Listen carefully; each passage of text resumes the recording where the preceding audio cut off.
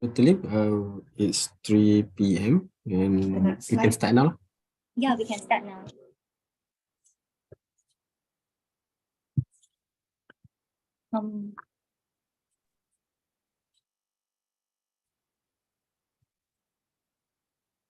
Good afternoon, everyone. Welcome to the weekly webinar organized by College of Physicians Malaysia. We are now in Geriatric month, and the topic for today is polypharmacy in geriatric care. We are very delighted to have our chairperson, Dr. Elizabeth, and our speaker, Dr. Nur Huda, with us today. And without further ado, let's welcome Dr. Elizabeth. A very good afternoon. Thank you so much for joining the Geriatric team today. So just to start off, just to introduce that we are having a series of webinar coming up for all the geriatric topics in the month of April at the same time every Thursday. So if you're free, please do come and join us because as you know, Malaysia is going to be an aging nation by 2030. So whatever specialty you're doing is extremely important that we learn a little bit about geriatric care. So to start off our first webinar for the series, we've got Dr. Nurul Huda with us today. She's a very enthusiastic and dedicated geriatrician. She has obtained her undergraduate medical degree and master's in internal medicine from University Malaya and currently practicing in Hospital Selayang. She's starting off with a very interesting topic that all of us should be involved and know about, which is polypharmacy in geriatric care. So now, without further ado, may I pass the time to Dr. Nurul Huda. Right. Thank you so much, Dr. Elizabeth and Dr. Lim. Okay. Good afternoon, everyone. My name is Nurul Huda. I'm a geriatrician from Hospital Selayang. I'm very honored today to be invited as a speaker to talk on this very important topic, as mentioned by Dr. Elizabeth just now. So as of today, I'll be talking on, I will start off our current month of geriatric webinar series with polypharmacy. So without further ado, I will start my presentation, my slide. All right. Okay. So this is the outline of my presentation. I will talk about what is the polypharmacy. We'll go briefly on the epidemiology of polypharmacy. What is the clinical impacts of polypharmacy? And the last one, how can we do better? How can we do a better prescription? So what is polypharmacy? Polypharmacy, there's a various definition from the literature, but the most commonly used one was the numerical definition of 5 or more medication. Means the moment the patient is on 5 or more drug, we straight away can call that the patient is on polypharmacy. And there's another definition also. Is on more than 10 or more drug, we call it excessive polypharmacy. But I think nowadays we need to question again, is it appropriate we call all the patients who are on 5 or more medication as polypharmacy? Because in our daily practice, as we can see, let me take an example. If you treat a patient, if the patient came in with acute coronary syndrome, automatically upon discharge, you know that he or she will be at least on 4 to 5 medication, right? Including dual antiplatelet, statin, beta blocker. So if we count up together, at least 4 or 5 already. Let's say the patient already has diabetes. So automatically it will be more than 5 medication. But if we look at all together, all these medication are appropriate. So do we still call this as polypharmacy, or is this still inappropriate? So I think for now we should have a more appropriate term for this polypharmacy. So appropriate polypharmacy is a better term in order to differentiate ordering many or too many medication or drug instead of we simply count it by the count of medication. All right. So who will experience more, or who will benefit more from this topic of appropriate polypharmacy? Definitely is older person, because older person, they're commonly experiencing multiple chronic condition. Hence, we need to be more extra careful to avoid inappropriate prescribing in this type of in this cohort of group, elderly population. So what is the other definition that is commonly used when we talk about polypharmacy? The other definition that we commonly use are numerical definition of polypharmacy and associated term by either by duration of therapy or healthcare setting, and the other one is by descriptive definition of polypharmacy and its associated item. Okay, I won't go into detail about the other definition of polypharmacy. Suffice for us to know now that the most commonly used now is polypharmacy is defined is the patient if the patient is on 5 or more drugs.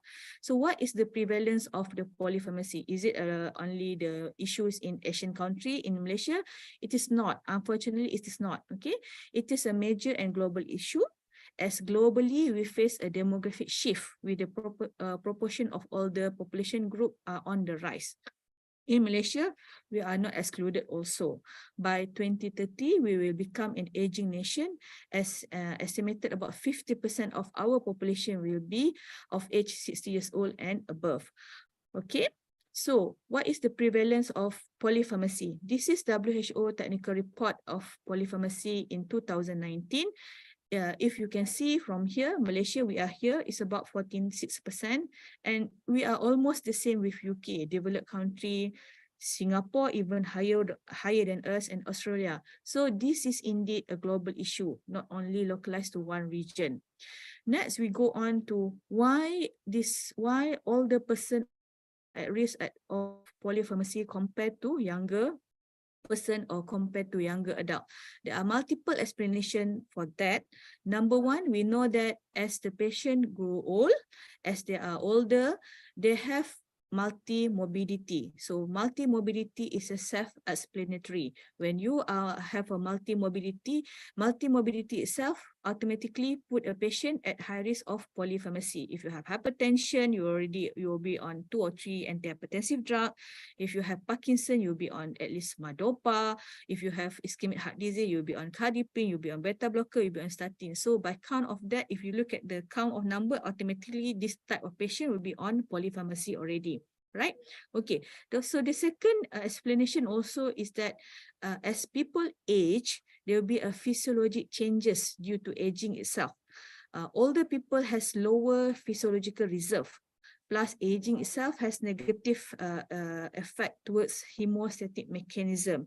Therefore, this put an older person at risk of adverse drug reaction compared to younger people. And when when they grow older, they also will be a pharmacokinetic and pharmacodynamic changes in the body. Okay, pharmacodynamic means basically distribution of movement of drugs through the body. Pharmacodynamic means how our body reacts to the agent or to drug. Okay, as we grow old, definitely everything will go down, everything will be reduced. They'll be reduced in lean body mass, reduced serum albumin, reduced liver, kidney function. So all of these changes in our physiological body will affect the drug metabolism, biotransformation, and lastly, drug elimination. So this table again shows more complete explanation on when there is a physiological changes in the body as the person grow old, what will happen to the drug. When there is a reduced absorption by reduced GI motility, definitely there will be a prolonged effect of the drug in the body. Reduced lean mass and water in the body, and then there will be a increase in fat. Definitely, it will affect also the concentration and affect the duration of the drugs in the body. Example, if you are on the protein binding drugs such as phenytoin, because of the reduce in albumin level, also there will be increase of phenytoin concentrations, and there will be increased higher risk of toxicity in the older person compared to younger adult. Again, metabolism also will be reduced, elimination also will be reduced. This is because of reduced hepatic flow, reduced renal failure, reduced renal blood flow, and also reduced EGFR. Therefore, there will be increase in half-life of the medication. Therefore, there will be increase in concentration. So everything will be reduced. Most of the organ system, physiological organ system in the older person will be reduced. And the second one, when we talk about all the person, when they have a multi-morbidity, there is an inter-individual variability in susceptibility to the drugs. So this is mostly explained by the multi-morbidity. So let's say the patient has dementia, so we put them on the anticholinergic drug. There will be an effect from this drug to disease reaction. Usually there will be a worsening of delirium. Again, if the patient has gout, but at the same time you put them you put on dentizide without thinking a little bit more, definitely this will actually worsening the gout. All right, from doing good, actually we are doing more harm to the patient. Then the next one, this is another example of what we should watch from this drug to disease interaction. As we can see here, most of our, in our outpatient clinic, the major cohort of the patient, they have dementia. So in dementia patient, we need to be careful with all the drugs that we want to give. Anticholinergic, antipsychotic, benzodiazepine, because effect on the central nervous system. If you have chronic kidney disease, be careful with NSAID. It may increase the risk worsening of the kidney function. If you have urinary incontinence, be careful with all of these diuretic. And also, if the patient has urinary incontinence and has dementia, be careful with our cholinesterase inhibitor also, because it can aggravate the incontinence. Next one is the drug-to-drug interaction. This is very, very, very important, because most of the time, this drug-to-drug interaction are preventable. Okay, it play an important role in patient safety, and the risk increases with age, definitely, and with the more drug that we use. The more drug that we use, the more drug-to-drug interaction can happen. And like I mentioned just now, most of the time, these are preventable, provided we know what we are giving and we know what is the list of the medication that patient on. Patient is on statin, at the same time newly diagnosed atrial fibrillation. So you need to be mindful that if we combine together statin and warfarin, there's a risk that they will increase INR. So therefore, it might be very difficult for us to manage to titrate the warfarin later on. This table here shows another example also, a lot of example. Again, very common, warfarin and aspirin. You give both drug, so definitely there's increased risk of bleeding. We're talking about medication, antibiotic with antipsychotic. We're talking about ACE inhibitor, even a simple ACE inhibitor with NSAID, there is a risk of hyperkalemia and worsening renal function. And then, adverse drug reaction. Why older people are more prone to get this adverse drug reaction compared to younger adults? Because elderly patients, they have lower physiological reserve in most of the organ, as we mentioned just now, compared to younger adults.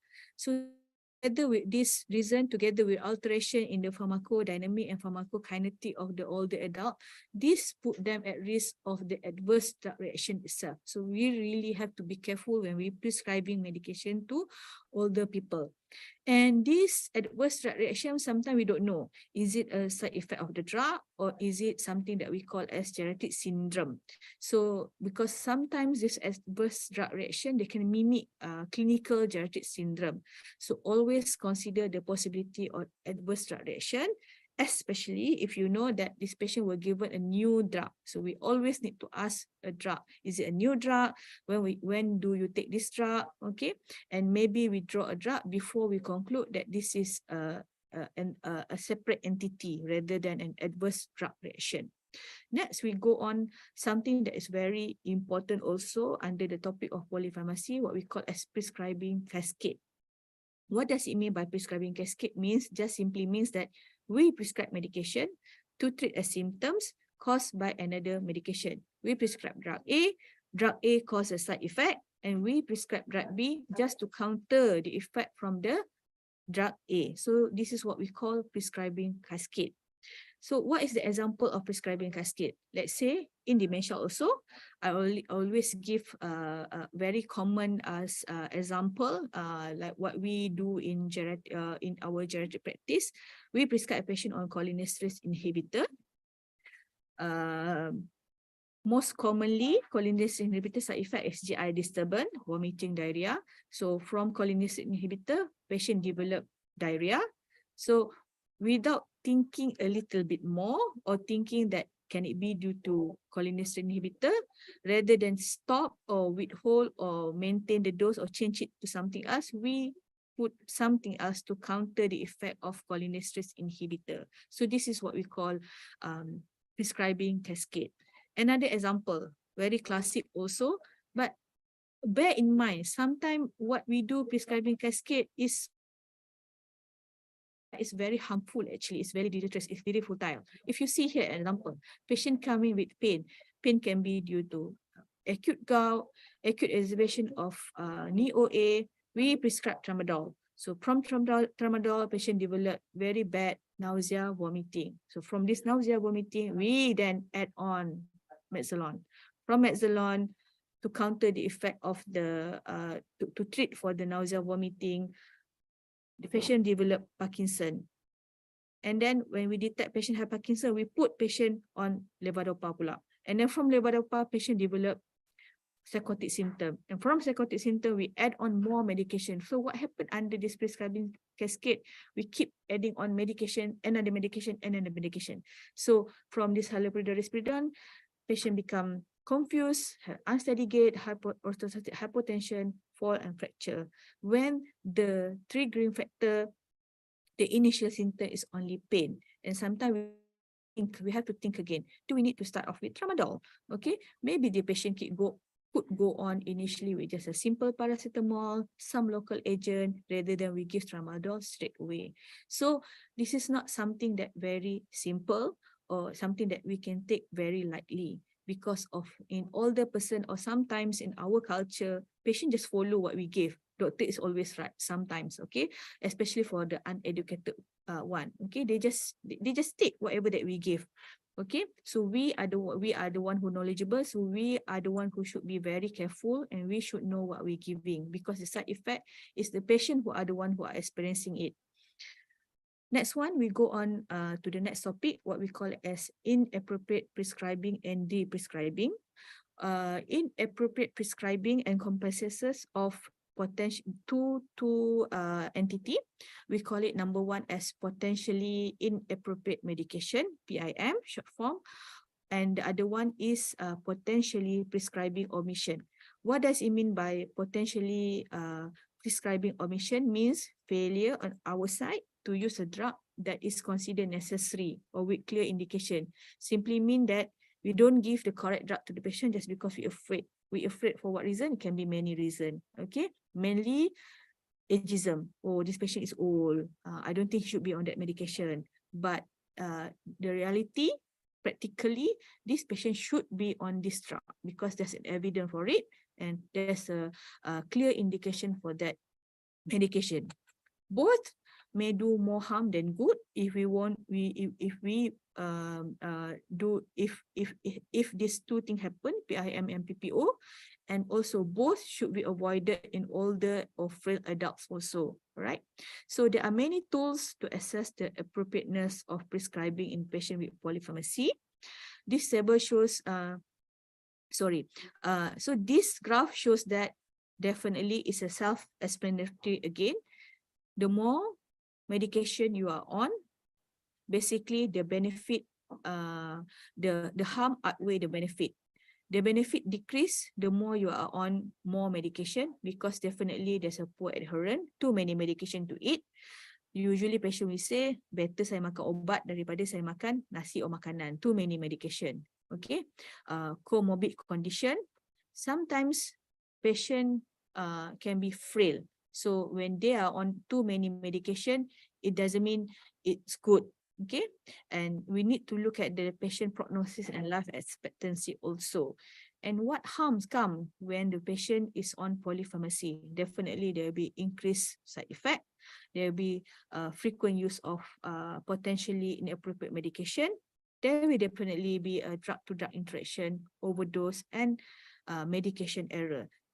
So this medication, this table shows example a few examples of what tools that we can use to identify polypharmacy and assist us on how to do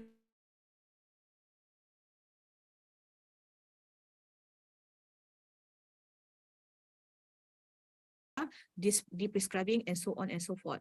So I just would like to explain a bit on what is Beer's criteria. This is first published in 1991 by AJS, American Geriatric Society, as a list of potentially inappropriate medication to use in older adults, specific for older adults. This is an explicit list of potentially inappropriate medication that are typically best avoided by older adults in most circumstances or under specific situations, such as in certain disease or condition. So if you see at this in this table, they put here example anticholinergic they can interacting drug and class under anticholinergic. What is the risk? The risk is there's a risk of cognitive decline. And what is the quality of evidence? Moderate. And what is the strength of recommendation? Strong. Right, so they'll give you what is the quality of evidence: moderate, high, severe, or low, and then as also together with the strength of recommendation. This table, next table, also shows example drug with strong anticholinergic properties. As we all know, anticholinergic drug are a sworn enemy to geriatric.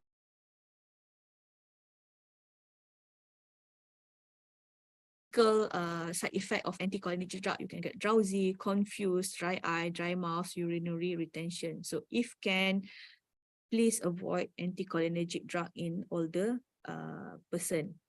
How about STOPP and START criteria?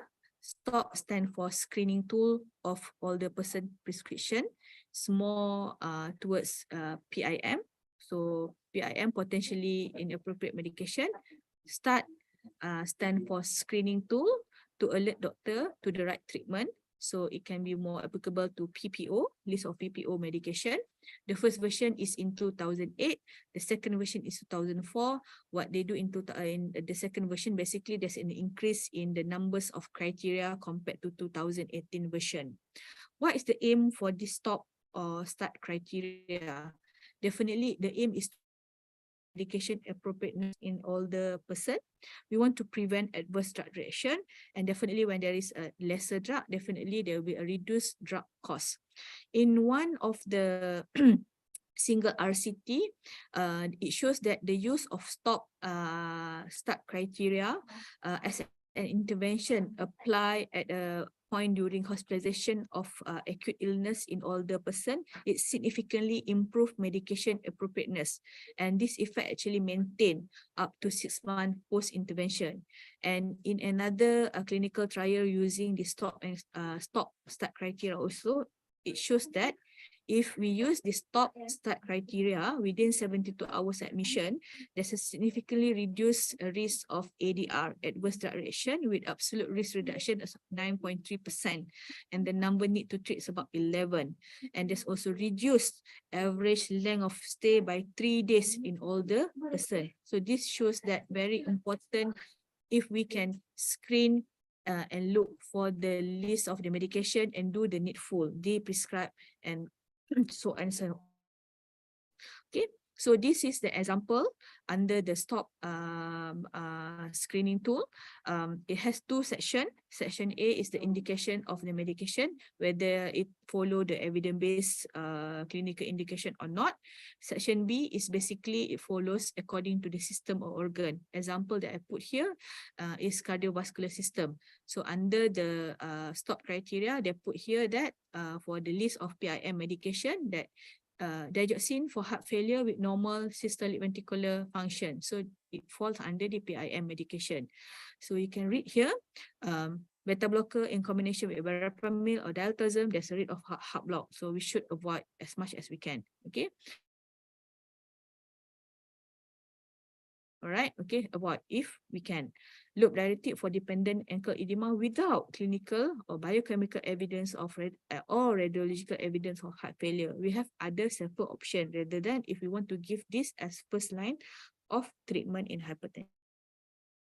Next, in START treatment, in START screening tool, It's stated there, unless an elderly patient clinical status is end of life or very terminally ill, and therefore requiring a more palliative approach, the following drug therapy should be considered, where omitted for no clinical valid. So unless you think this patient cannot survive, will die soon in few days or terminally ill, you should prescribe the appropriate medication for them.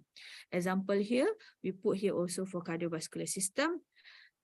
If the patient has atrial fibrillation, the patient should be on vitamin K antagonist or direct thrombin inhibitor or factor A for whatever reason, because the indication is very strong. And again, if the patient are contraindicated to the above, at least put the patient on aspirin. What I want to say here, don't be afraid, because some of us, I see some of trend, we afraid to put this older person on this kind of medication just because of age or because they look frail. Okay, frail is another important subtopic that we're going to talk a bit later. All right, and yes, so means the indication is there, and if the patient has no contraindication to that medication, and if we think the patient is suitable and should be on this medication, by all means, patient should be on this medication, right? So the last subtopic outline for today's topic is how can we prescribe better when we know about all of this polypharmacy, the adverse effect, the clinical implication. So this is a 4-step on how we can prescribe better. Number 1, what we call as we need to do a comprehensive geriatric assessment. We geriatrician, geriatric team, we can't run away from doing a comprehensive geriatric assessment, CGA. We need to do a medication reconciliation. We need to check what is the current status of the patient. What is the new issue? What is the active issue now? And last but not least, always practice de-prescribing, de-prescribe the medication. So the first one is comprehensive geriatric assessment. What does it mean by comprehensive geriatric assessment? Basically, it just means a complete 360-degree assessment from head to toe, and we need to do a full medical history, physical assessment, take the history from the family member, if we can, from the main carer, informant, and if the patient come from nursing home, do make a habit also, call the nursing home, ask them what medication you give, can you show me what is the list of the patient medication on. Functional status, very, very, very important. Mobility, can the patient walk? If the patient walk, does he use any walking aid? Can he climb stairs? Is there any fall previously? How is the function? What is the function of the patient? How is the basic ADL? Can he dress himself? Can he bath himself? Can do feed himself, toileting? How? And fit or frail?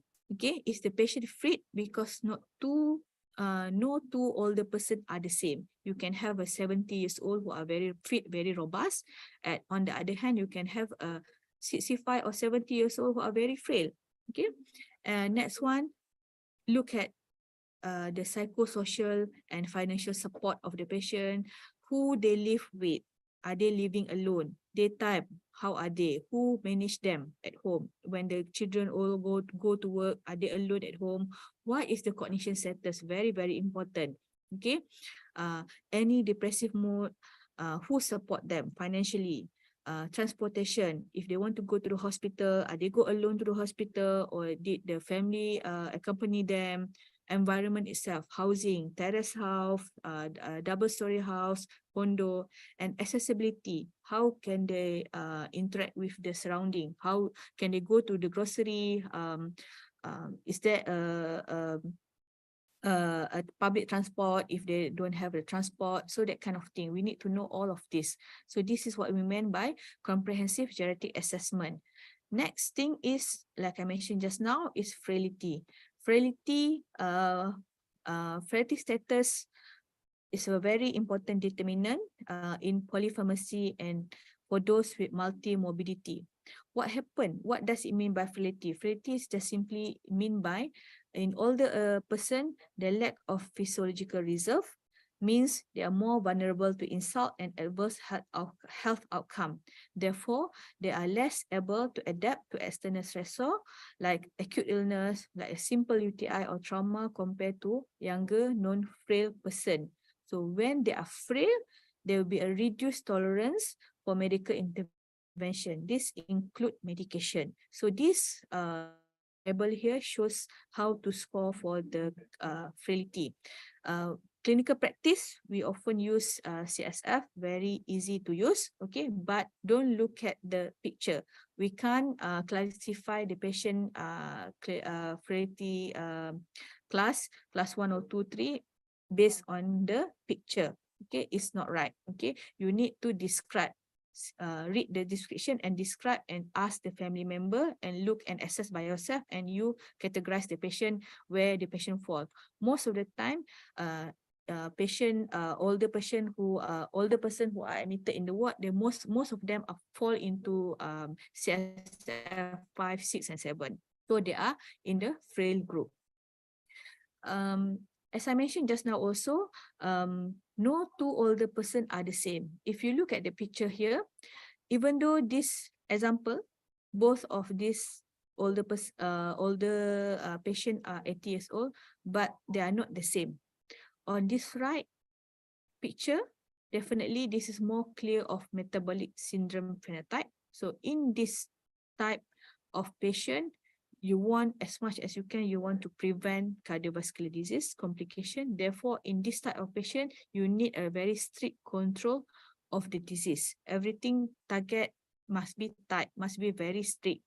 And in this type of phenotype of patient, metabolic syndrome, you want to avoid underuse of the drug. You want the drug, you want the patient to be on all the suitable appropriate medication. On the other hand, this one is 80 years old also, but more predominantly he had frailty phenotype. So when you are dealing with frailty phenotype, your aim is totally different if you're dealing with metabolic syndrome phenotype. In this frailty phenotype, they are very frail already. So your aim is different. You just want to prevent them to have more geriatric symptoms. You want to prevent them to become more deconditioning. And importantly, you want to maintain whatever the quality of life that the patient has now. Therefore, the control should be very moderate, not too tight. And in this type of patient, you want to avoid polypharmacy because you want to avoid any adverse drug event. So no two older person are the same, individualized. And when you do assessment, don't forget about geriatric giants. Please look for all these common syndrome in all the adults, okay? You used to call it as 5I, instability, immobility, incontinence, impact cognition, commonly delirium. Be mindful with all the drug that we want to give if the patient has delirium. Second step is medication reconciliation. Very important step to avoid medication error, such as omission, duplication, dosing error, or drug interaction. Always work together with your pharmacist. They are very, very good actually. Usually on the first day, the patient in the ward, they already have the long list of the medication. Get the whole list of the medication as soon as possible. If you see the patient, my practice, usually what I do, if I see the patient in outpatient, they didn't bring the medication, or sometimes they don't know what the medication they are on, I will just say, is there anyone at home? Then you call and send WhatsApp picture, or just give the list or ambil gambar, just take the picture and show me. So I will see one by one. So in an instant, within few minutes, you already know what the patient, what is the medication the patient is on. Third step is we need to know what is the patient current status. Is there any active or new medical issue that has been ongoing now? Is there heart failure now? We're talking about inpatient, okay? Heart failure now. Is there any acute kidney injury now? Hypotension now? So if we know there's an acute issue, we know that certain medication need to be withheld, okay? And certain medication need to be withdrawn. So withdrawing corresponding drug, we need to withdraw corresponding drug accordingly, depending on the situation. The third step is de-prescribing. Very important step for the last point. Okay, what does it mean by de-prescribing? Prescribing is meant by process of identifying and discontinuing medication that are unnecessary, ineffective, inappropriate, in order to reduce polypharmacy and to improve health outcome. What we can do, we can stop the medication that are contraindicated or harmful at that point of time. Okay. Or we can reduce the medication where the condition is no longer active or well controlled or too well controlled. Okay. We talk about this a lot. We see this a lot. Supplement, vitamin B complex, extremely common. Okay, every patient that we saw in clinic, most of them will have this list of this supplement. So I will always say them, please stop taking this medication. Better take a good and balanced nutrition rather than you take the pill or the supplement. So other consideration on how we can prescribe better, the target must be individualized. Definitely frailer older adults, they may not be able to tolerate a tight BP of even 130 to 140 or good or very tight glycemic control. So might be loose, we might loosen a bit the target in older adult, and always try to simplify the regime. If the medication, if there is a choice of medication that you can give as a single once daily dose, why not? Why you should give the patient a BD or TDS dose? This is also to improve compliance, right? Okay. Example here, calcium carbonate. If you can give 1 gram OD, you give 1 gram OD instead of 500 BD, because some of the patients, they will follow you blindly. Doktor suruh ambil obat pagi satu, malam satu. Okay. The aim here is we want to improve the compliance, is we want to really make sure the patient take it. And the last one, in elderly, please start slow and go slow. And do not forget our non-pharmacological approach. Do not forget about this. When you talk about metabolic syndrome, diabetic, hypertension, ischemic heart disease, lifetime measure is always important, even though for older person. It's important also for those who are frail, for those who are sarcopenic. Exercise, stop smoking, balanced diet. And in a very special group of dementia patient, older patient, those with dementia, with BPSD, rather than everything we start off, everything put the patient on antipsychotic or whatnot, we need to see what trigger off the BPSD. So try avoid provocation, do non-pharmacological approach, do a distraction, keep the routine. And it's always important, and sometimes it works. So multidisciplinary approach for medication, it involves us. We need to talk to the family, to the patient, always involve the family member most often, because most often the situation in Malaysia and ASEAN country, most often they live with their children. So always, every time patient come to see us, review the medication, work together with our pharmacists, check for compliance. Education level also is important. The more educated they are, the more easy sometimes. Okay. And this is sadly, most of the time, this is what happened in our practice. We have a lot of very fragmented care, right? Okay. So sometimes patient just see us for the Parkinson disease, but patient at the same time, patient have diabetic, hypertension, CKD also. But all this managed by KK. So there will be a fragmented type of service. Okay, this for frail elderly patients. So what we do usually in geriatric care, as much as we concern, if the patient are frail, very complex, we do take over the care. Okay, easy to manage under one roof. Okay, so what we want is a comprehensive, seamless between a primary and tertiary care. I think soon we will reach here. So in summary, what can we do? We need to practice appropriate polypharmacy, treat the treatable condition, give the patient the appropriate medication. The aim is always to improve the outcome of quality of life, and don't forget the target and the treatment must be individualized. Please avoid prescribing cascade. And what can we do to prescribe better? Do a CGA, check for geriatric giant, and assess patient for frailty, very, very important. Do a medication reconciliation, check for any active or new medical issue, and lastly, do de-prescribe the medication, because most often some of the medication the elderly population on, some of it actually we can de-prescribe. I think that's all. Thank you very much. Thank you so much, Dr. Huda, for such a comprehensive lecture. I think we all benefited a lot from it. There are quite a few questions that came in. We'll just go through them one by one. So, first question. This participant said, as we always see in clinic, there'll be a doctor who's prescribed B-complex, multivitamins when the elderly patient complains of feeling lethargic. So I know you touched a little bit about that.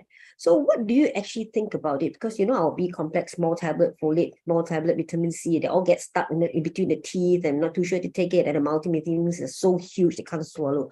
So how should we go about these vitamins or supplements that we're giving to the elderly? The question is, what do you think about it? Should we off it? Yeah, I think you should okay. Definitely, because like I said just now, in my practice, rarely I saw an elderly patient come to clinic without multivitamin. Okay, I think it's just a matter of we need to spend a bit more time, explain to them that this all multivitamin actually there's no proven benefit. So rather than you take it, better you just have a good and balanced nutrition. Okay, but sometimes how to do it properly, sometimes if you just see the patient for one time and everything, first time jumpa, every time you want to off, very difficult because you haven't built the rapport lah. So you need to do it sometimes slowly. But definitely for me, if I see this kind of patient, I will try my best to convince them that there's no proven benefit. Okay, so you should be off it, right?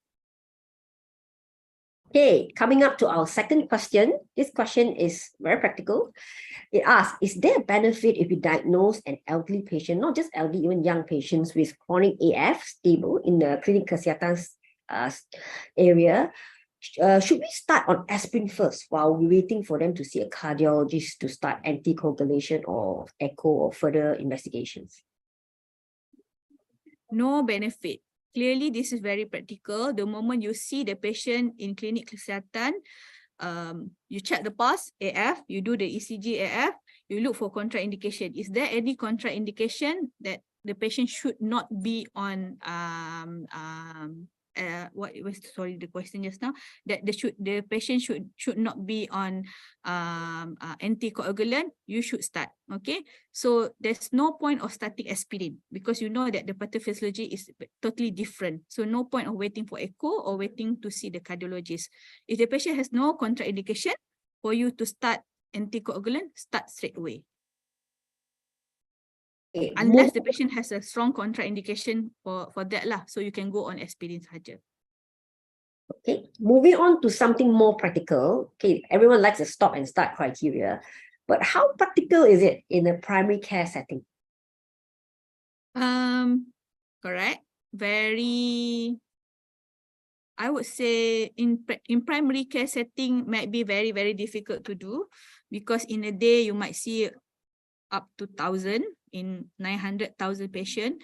So for you to go through the list of stop and start criteria one by one, it might be very, very difficult. So what you can do is you can just see depending on your case.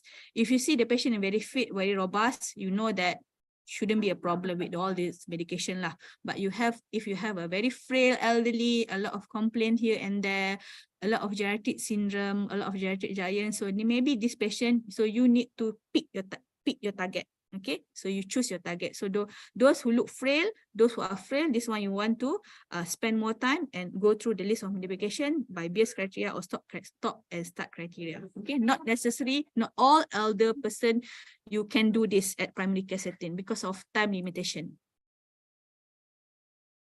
Okay, the next participant actually asks, at which level of clinical frailty scale would you start prescribing, or does it matter, the CFS? Yes, it matter, but very practical. It depends on the patient status itself. Very difficult to say. I cannot say as SFI I should prescribe certain medication. So like I said just now, we need to look at the step just now. Okay, if the patient to begin with came to the hospital at with CSF5, but the current clinical condition itself is very bad, you know that this patient couldn't make it, like he came in with very bad MCA, no communication, GCS is quite bad, you know that this patient no quality of life. So CSF 5, okay? On the other hand, if you have a patient with CSF 7 or CSF 8, definitely this one you should de-prescribe.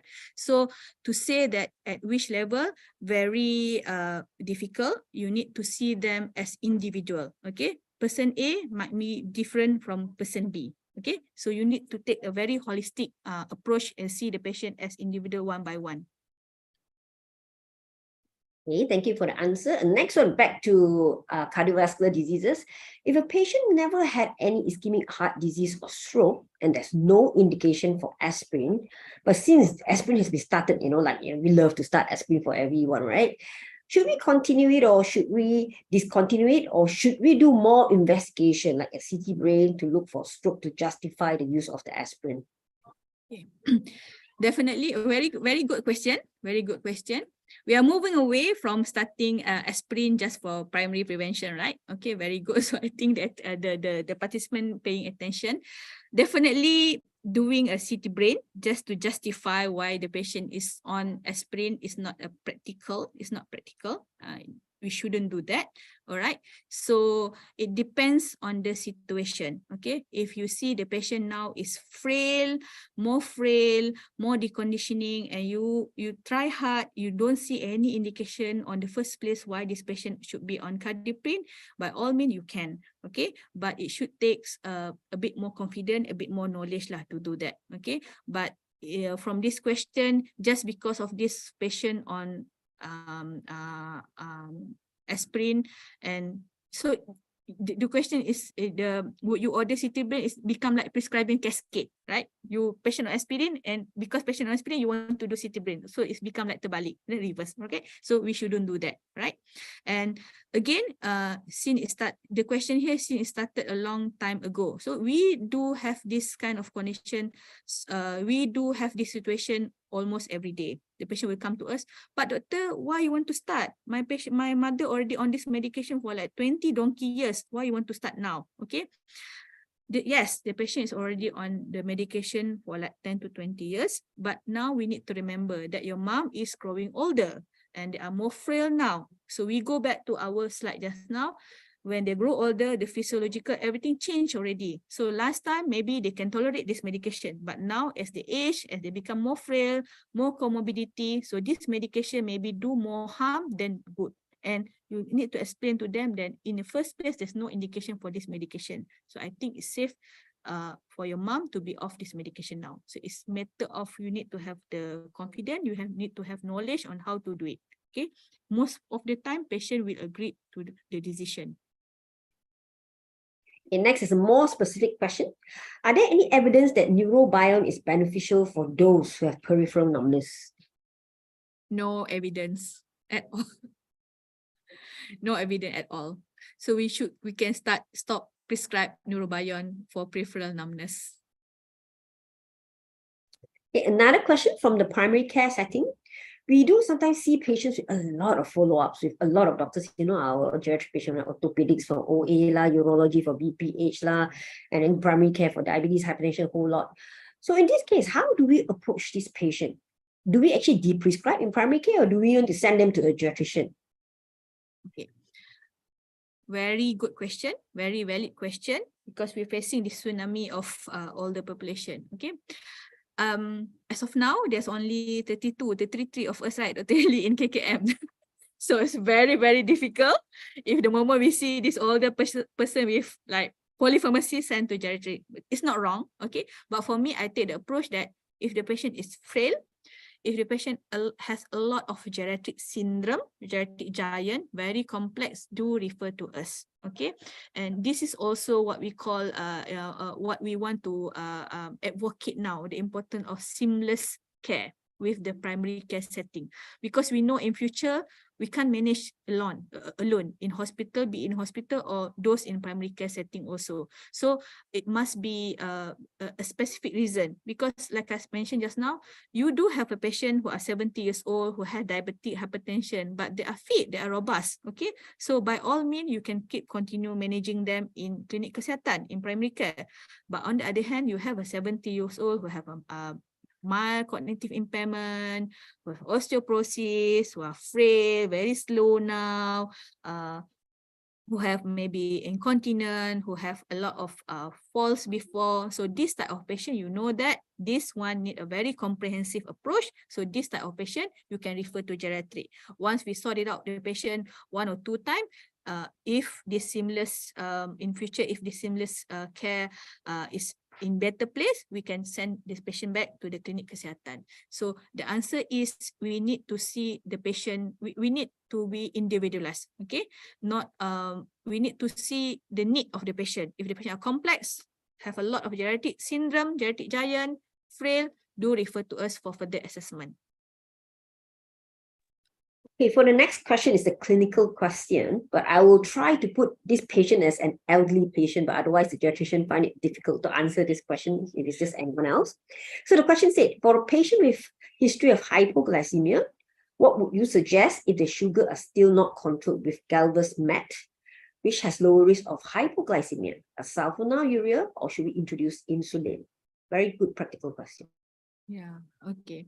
Again, high risk of hypoglycemia, we need to take into context the patient status also.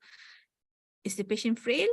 If the patient has another comorbidity like cognitive impairment, depressive issue, that kind of thing, okay? So we need to take holistic picture rather than just look at the single hypoglycemia, because sometimes we need to know also hypoglycemia, if the patient is on insulin.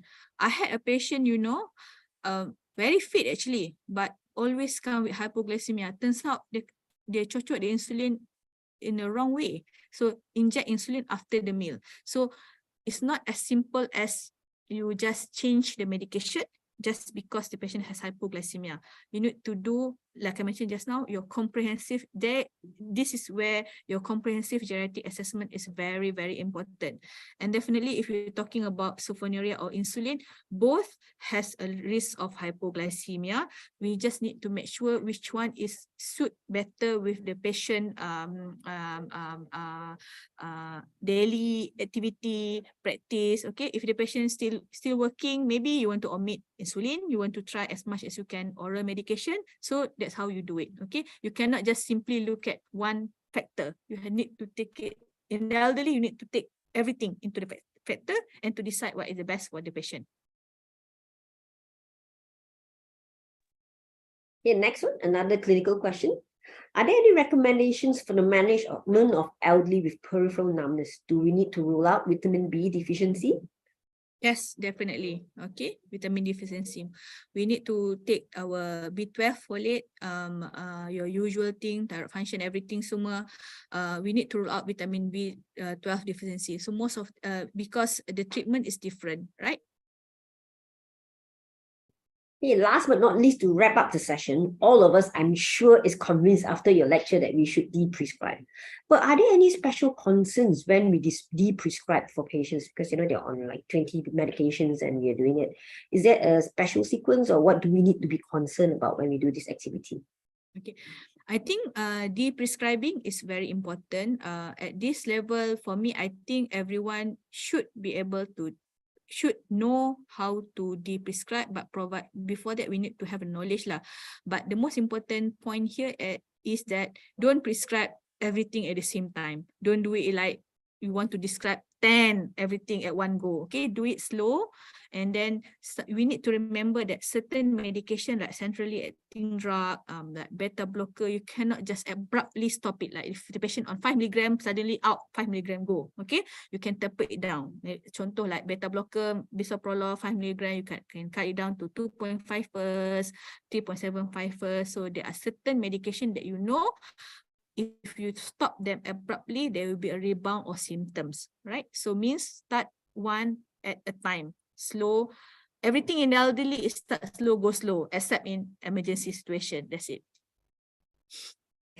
Thank you so much for the lectures and all the answers. I'm sure we learned a lot this afternoon. So I'll pass the time back to Dr. Lim. Thank you, Dr. Huda. Thank you, Dr. Elizabeth. Thank you, Dr. Nurul Huda and Dr. Elizabeth, for the wonderful talk today. So with that, we end our session and hope to see you all next week. Thank you, Dr. Huda. Thank you, Dr. Elizabeth.